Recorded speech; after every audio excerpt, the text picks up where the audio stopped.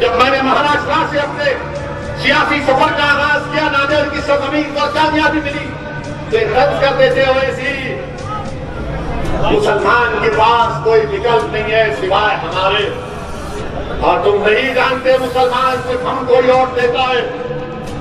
अगर मुसलमान को बीजेपी को रोकना है तो हमको वोट देगा, वो हमको छोड़कर नहीं जाएगा। किसी ने कहा कि असदुद्दीन ओवैसी, हमने मुसलमानों के दिमागों पर कब्जा करके रख लिया। किसी ने कहा कि हमने मुसलमानों के दिलों में खौफ को पैदा कर दिया।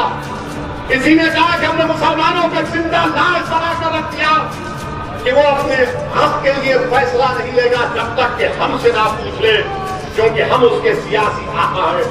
मैं आपसे कहने वाला हूँ कि हमारा कोई सियासी आका नहीं है, हमारा कोई हकीकी में आका है तो मोहम्मद सल्लल्लाहु अलैहि वसल्लम।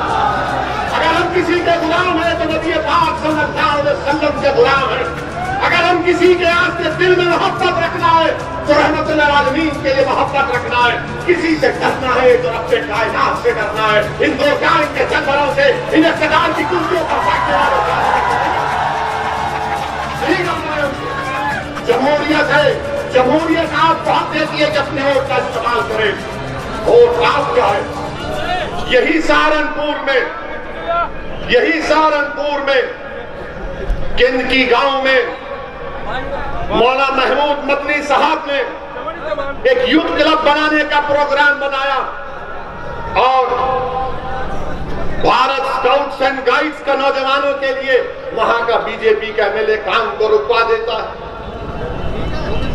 कोई मदरसा नहीं बन रहा था, कोई मस्जिद नहीं बन रही थी और ये काम हो रहा था तो उस काम को रुका दिया। आप बताइए फिर क्या है? कौन सी दुनिया में हम रह रहे हैं? उठिए, एक तब्दीली पैदा करिए।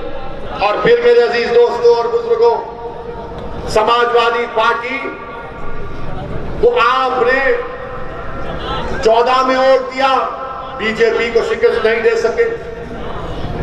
17 में वोट दिया, बीजेपी को रोक नहीं सके। 19 में वोट दिया, आपने रोक नहीं सके। अब आप बताइए, क्या ये हमारी जिम्मेदारी? क्या ये हमारी जिम्मेदारी है?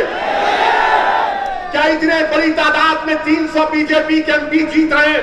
मैं जिम्मेदारी के साथ कह रहा हूं कि भारत के मुसलमानों में सिर्फ 6% मुसलमानों ने 14 में और 19 में बीजेपी को वोट दिया और 94% ने बीजेपी के खिलाफ वोट दिया। तो भारत के मुसलमानों को समझना पड़ेगा कि अपने वोट की अहमियत को समझो, अपने वोट की अहमियत को समझो। अगर तुम अपना वोट अपनी पार्टी के लिए इस्तेमाल करोगे, अगर तुम अपना वोट अपनी पार्टी के लिए इस्तेमाल करोगे तो ये तमाम नाम निहाद सेकुलर पार्टी जो मुसलमानों को अपना गुलाम और कैदी समझते हैं, इनके दिमाग जो आसमानों पर है, जमीन पर आकर तुम्हारे पैर पर गिरकर भीख मांगेंगे। मगर ये जानते हैं, ये तमाम कांग्रेस, ये समाजवादी क्या कहते हैं? कहां जाएगा मुसलमान? कहां जाएगा मुसलमान? तंज के दौर पर कहते थे मुझे, जब मैं पहली मर्तबा एमपी बनकर गया 2004 में, ये तमाम पार्टी के लोग कहते थे, जब मैंने महाराष्ट्र से अपने सियासी सफर का आगाज किया, नांदेड़ की सरजमीन पर कामयाबी मिली, तो ये तंज करते थे ओवैसी, मुसलमान के पास कोई विकल्प नहीं है सिवाय हमारे, और तुम नहीं जानते मुसलमान सिर्फ हमको ही वोट देता है। अगर मुसलमान को बीजेपी को रोकना है तो हमको वोट देगा, वो हमको छोड़कर नहीं जाएगा। किसी ने कहा कि असदुद्दीन ओवैसी, हमने मुसलमानों के दिमागों पर कब्जा करके रख लिया। किसी ने कहा कि हमने मुसलमानों के दिलों में खौफ को पैदा कर दिया। किसी ने कहा कि हमने मुसलमानों को जिंदा लाश बनाकर रख दिया कि वो अपने हक के लिए फैसला नहीं लेगा जब तक कि हमसे ना पूछ ले, क्योंकि हम उसके सियासी आका हैं। मैं आपसे कहने वाला हूं कि हमारा कोई सियासी आका नहीं है, हमारा कोई हकीकी में आका है तो मोहम्मद सल्लल्लाहु अलैहि वसल्लम। अगर हम किसी के गुलाम हैं तो नबी पाक सल्लल्लाहु अलैहि वसल्लम के गुलाम हैं।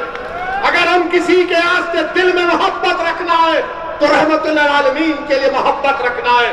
किसी से डरना है तो रब्बे कायनात से डरना है, इन दो टाइम के जानवरों से, इन इख्तिदार की कुर्सियों पर बैठने वाले नहीं डरना है उनको। जमहूरियत है, जमहूरियत आपको हक देती है कि अपने वोट का इस्तेमाल करें। वोट आपका है, एक अमानत है वोट। ये मैंने जिम्मेदारों की जबान से सुना। इस अमानत को आप कैसे इस्तेमाल करेंगे? इस अमानत को आप जालिमों को जुल्म करने के लिए देंगे?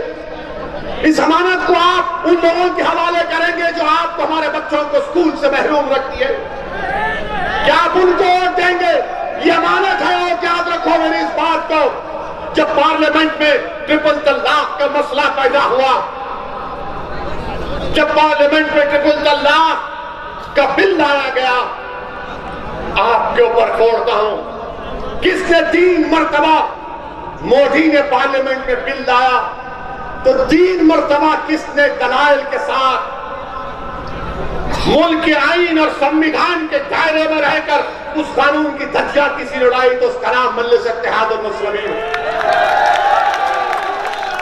बल्कि ये जिस सरजमीन से आज असदुद्दीन ओवैसी को बोलने का मौका मिल रहा है, ये उलमाओं की सरजमीन। यही यहां से कांग्रेस के एक मरहूम एमपी साहब थे, अल्लाह उनको जन्नत फिरदौस में मुकाम अता करे। जब मैंने जाकर उनसे पूछा कि मौलाना आप तो एमपी भी हैं और आलिम दीन भी हैं, आपने क्यों नहीं बोला ट्रिपल तलाक? मेरे आंख में आंसू थे कि मौलाना आपने क्यों नहीं बोला? आप तो आलिम दीन है, क़ाल अल्लाह क़ाल रसूल अल्लाह आपके सीने में है। तो मौलाना ने मेरा हाथ पकड़कर कहा कि क्या कहूं, मेरी पार्टी के लोगों ने मुझे रोक दिया, बोलने नहीं दिया। आप बताओ फिर कौन बोलेगा? आप कहेंगे नहीं ये दीवाना है, वैसे कहेगा नहीं मैं यहां पर इसलिए आया हूं कि मुझसे बेहतर हजारों की तादाद में बोलने वाले पैदा हो जाएं, जो पार्लियामेंट उत्तर प्रदेश के असेंबली में जाकर उत्तर प्रदेश के दीवार को हिला के रखे आपके इंसाफ